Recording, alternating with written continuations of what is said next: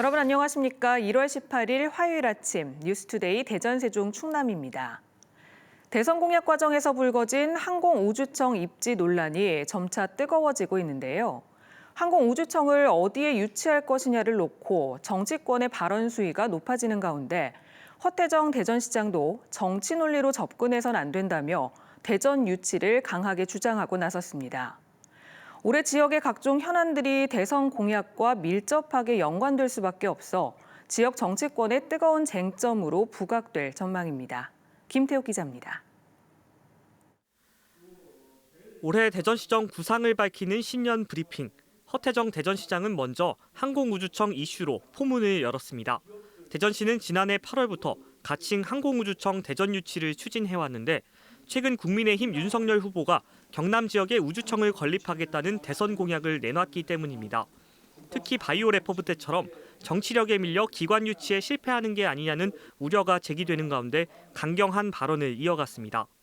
당연히 우주청은 대전으로 오는 것이 설립되는 것이 여러 가지 정황적으로 볼 때 이치적으로 당연한 것이다라고 생각을 하고 이것은 정치적인 논리에 의해서 표를 따라서 움직일 일이 아니다. 한국항공우주연구원과 국방과학연구소 등 항공우주산업 관련 기관과 기업 40여 곳이 자리한 대전이 최적지라는 분석이 제기되는 가운데 더불어민주당 이상민 의원이 지난달 경남에서 진행된 토크 콘서트에 참석해 사천에 항공우주청이 신설되도록 대선 후보에 건의하겠다는 발언까지 논란이 되면서 지역 현안에 대한 소통 부재가 여전하다는 시각도 있습니다.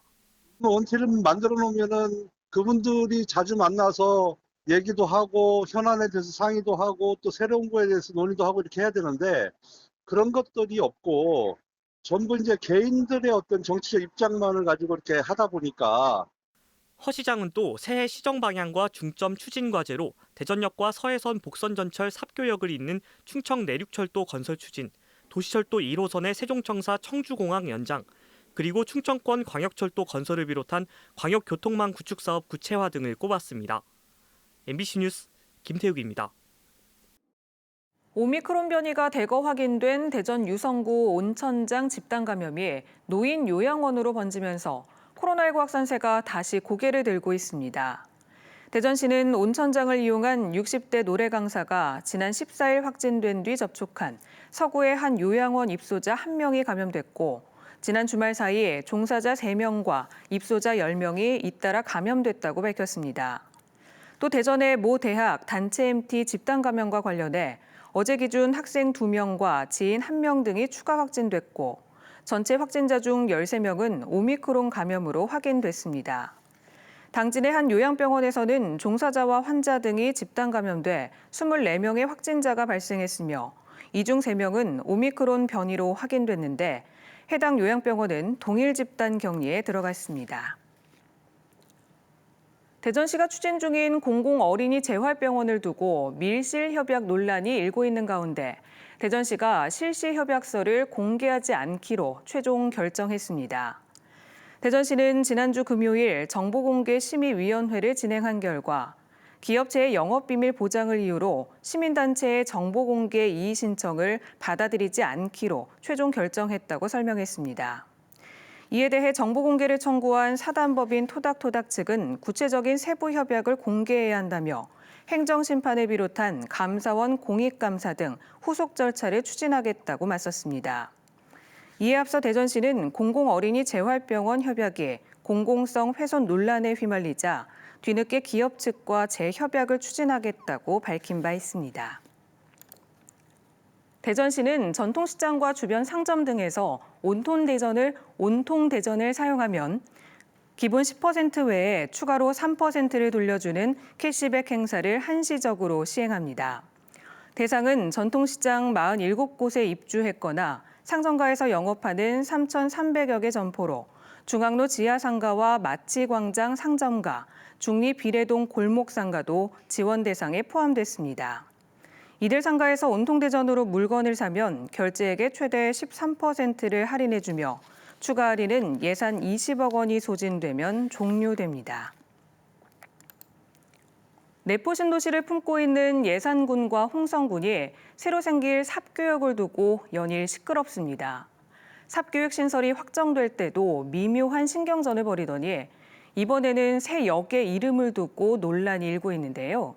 내포의 중심축인 두 지역의 상생과 협력이 아쉽습니다. 이승석 기자입니다. 지난해 12월 서해선 복선전철의 삽교역 신설이 확정되자 홍성군은 유감을 표명했습니다. 홍성역에서 출발하는 서해선 KTX가 저속철로 전락할 것이라는 우려와 함께 삽교역의 명칭에 충남도청을 넣는 것도 견제했습니다.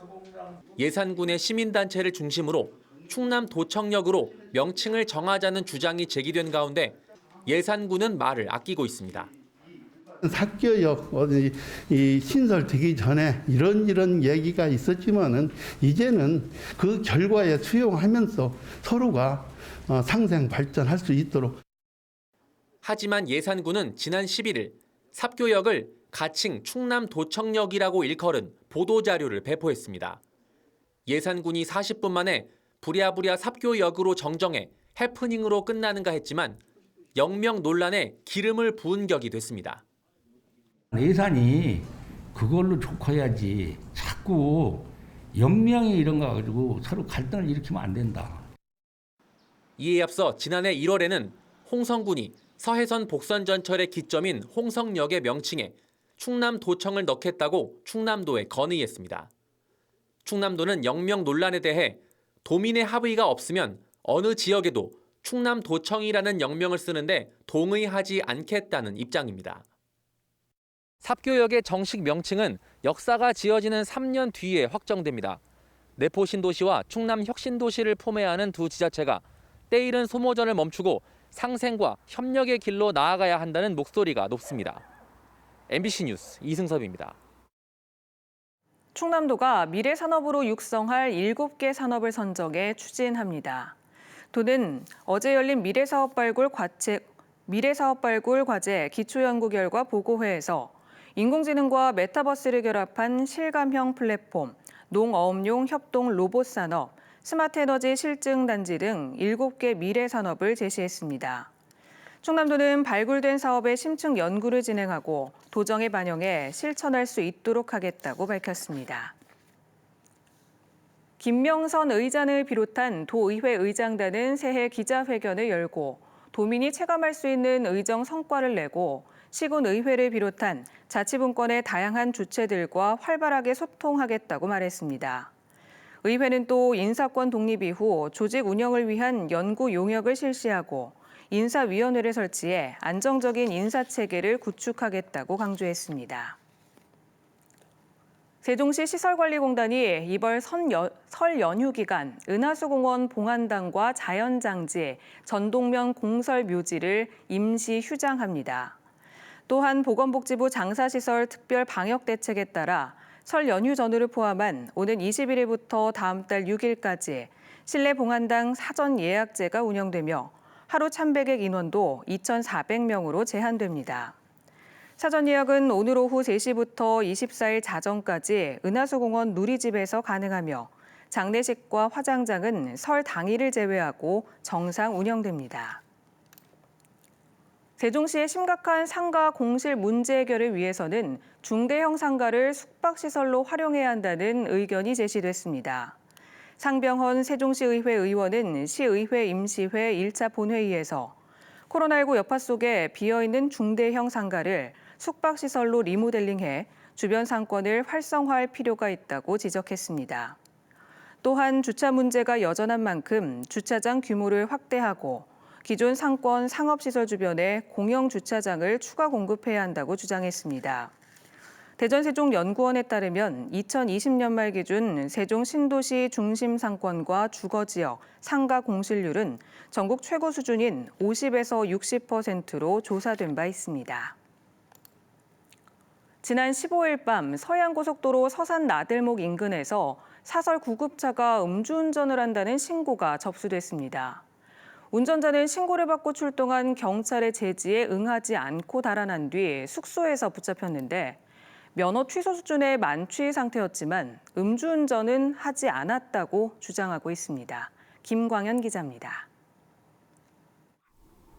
지난 주말 밤 서해안고속도로 서산 나들목 인근 사설 구급차 한 대가 옆으로 휘청이고 좌우로 왔다 갔다 하며 차선을 넘나듭니다. 당시 해당 구급차 주변에서 주행 중이던 운전자가 경찰에 신고했습니다.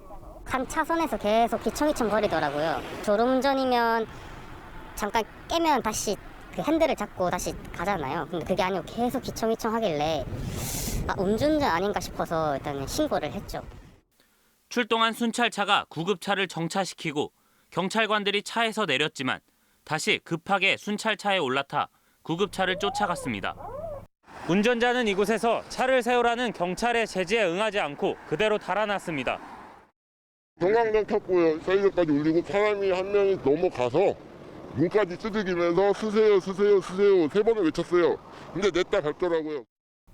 순찰차가 추격했지만 끝내 놓쳤고 경찰은 현장에서 달아나 숙소에 있던 구급차 운전자를 붙잡았습니다. 당시 혈중 알코올 농도는 0.1%가 넘는 면허 취소 수준의 만취 상태였지만 운전자는 음주운전을 하지 않았고 숙소에서 술을 마셨다고 주장한 것으로 알려졌습니다. 도대체 어디서 술 먹었는지 그 행적들을 조사를 해서 그 사람의 진술이 사실인지 여부를 저희가 파악을 해봐야죠. 경찰은 해당 운전자를 음주운전 혐의로 입건해 정확한 경위를 조사하고 있습니다. MBC 뉴스 김광현입니다. 국민의힘 소속으로 대전 서구청장 출마를 선언한 서철모 전 대전시 행정부시장이 시의회에서 기자회견을 갖고 인구 50만 명 시대를 다시 회복하겠다고 밝혔습니다. 서 전 부시장은 둔산권 아파트 층고 제한을 현실화하는 등 도심을 재정비하고 역세권 개발을 도모하겠다며 서구가 제대로 날아오르려면 중도보수라는 다른 한쪽 날개를 달아야 한다고 주장했습니다. 현 구청장의 대전시장 출마 선언으로 무주공산이 된 서구청장에는 지금까지 김창관, 김경석 서구의원과 유지곤 대전 사회적 협동조합 이사장이 출마를 공식 선언한 바 있습니다. 전국교직원노조 대전지부와 지역 유치원 교사들은 대전교육청에 공립유치원 단위활동교사 감축안을 철회할 것을 촉구했습니다. 전교조 대전지부 등은 대전 지역 지난해 국공립유치원 취원율은 19.1%로 전국 꼴찌라며 단위활동교사 정원을 23명이나 줄이면 공립유치원 돌봄 서비스의 질은 더 떨어질 것이라고 지적했습니다. 이에 단위활동교사 감축안을 즉각 철회하거나 어려울 경우 교육감 직권으로라도 정원에 기간제 교사를 배치할 것을 촉구했습니다. 대전 지역 주류업체인 맥키스 컴퍼니 노사는 올해 임금을 동결하고 직원 사기 진작과 복지 향상을 위해 위로금과 격려금을 지급하는 데 합의했습니다.